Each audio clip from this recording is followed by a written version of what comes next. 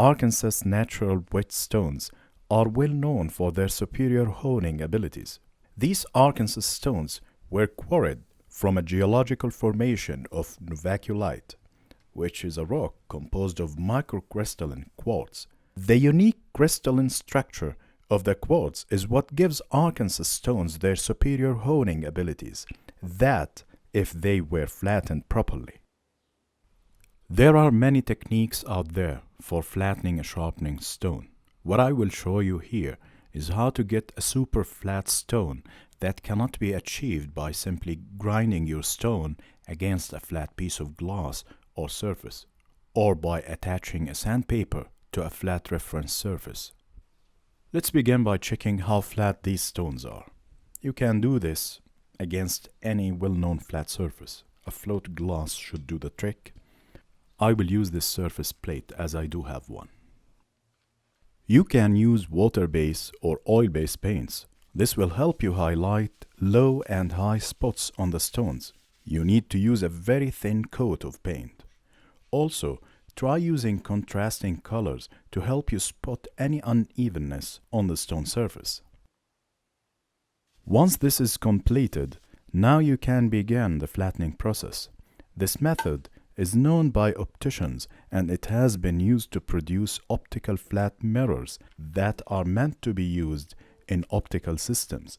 However, we don't need to aim for such super flatness here, as we won't be using these stones to make Dobsonian telescopes, but we will have them flat enough to produce a super edge on our woodworking tools. For this technique to work, you have to work on 3 stones at the same time, as you will see, and the reward will be 3 super flat stones once you've finished the grinding process. The secret here is to follow a specific sequence when grinding the 3 stones against one another. Write this down to avoid any confusion once you start the process, and make sure to mark the stones A, B, and C like so. It doesn't matter which stone you will mark as A or B or C. What matters is that once you mark a stone A, then it has to stay marked A until the end.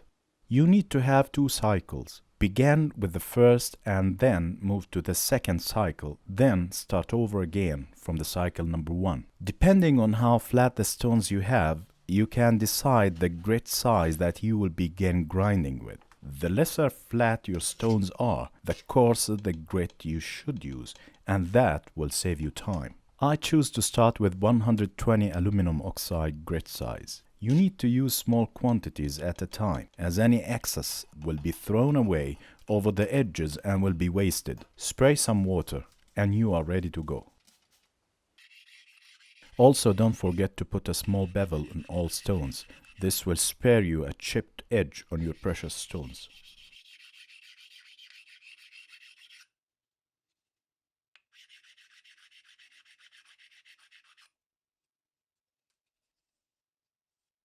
Now start with the small strokes and count between 20 to 30 strokes at a time. Make this random as much as you can.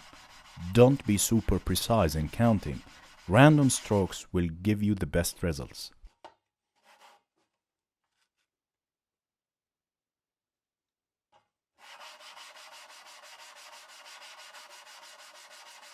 You need to add a fresh grit charge when the sound of the grinding process fades away. I will leave this to your ear's judgment. And remember to spray some water with every grit charge for lubrication, and never dry grinding stones or glass, as the flying particles can be fatal if inhaled into your system.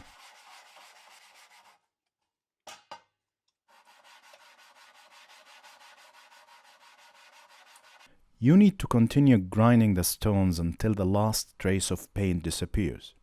Then use a pencil to mark all the stones and do another full cycle to see if the pencil marks will be removed evenly.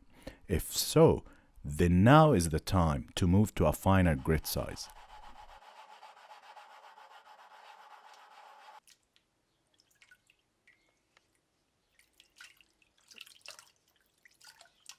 The sequence of the grit sizes is not very critical, but will reduce the time you require to remove the marks left over from the previous grit size.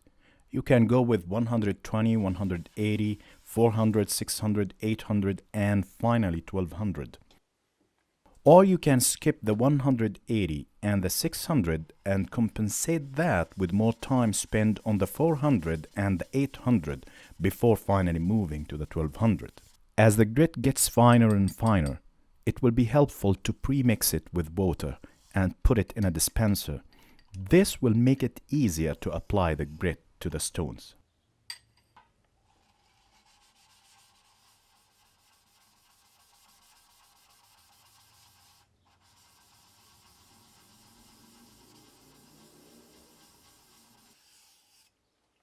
Now we have completed flattening and smoothing all the three stones. We can set aside the soft and the medium Arkansas stones and mark them completed.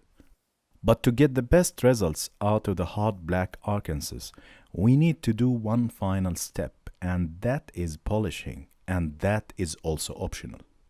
The marks that you can see on this black stone are not caused by the process you have just watched.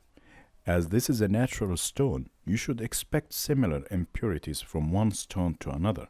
Unless there are no cracks on the stone, then it should perform. I know that there are several grades of Arkansas stones, but with the process I just showed to you, you can get a very sharp edge out of these mid-priced stones, and that is very much enough for woodworking.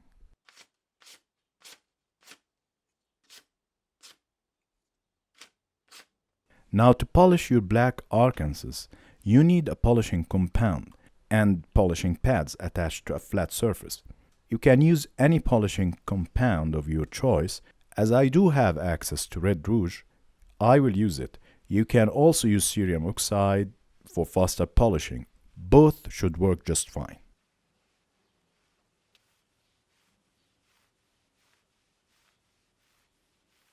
The polishing can take 1 hour or so depending on how fine you wish to polish your black Arkansas. The more polished your stone will be, the slower it cuts, but the better your tool's edge will be, and that is up to you.